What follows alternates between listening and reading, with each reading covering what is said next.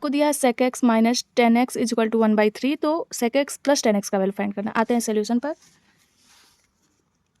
sec x minus 10x is equal to 1/3 दिया है। ये दोनों का स्क्वायर करने पे क्या होता है, 1 होता है, तो यहाँ पे मल्टीप्लाई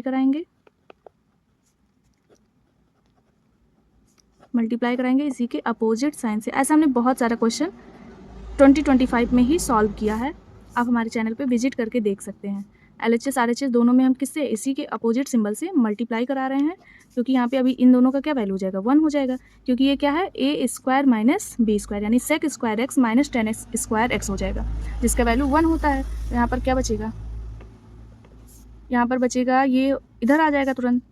चलिए लिख ही देते हैं एक और लाइन, ये sec प्लस 10, ठीक है, ये मल्टीप्लाई में है इसके साथ, 3 इधर आ जाएगा, तो यानी sec x प्लस 10x का वैल्यू क्या आ गया, 3 आ गया। Option number B is right.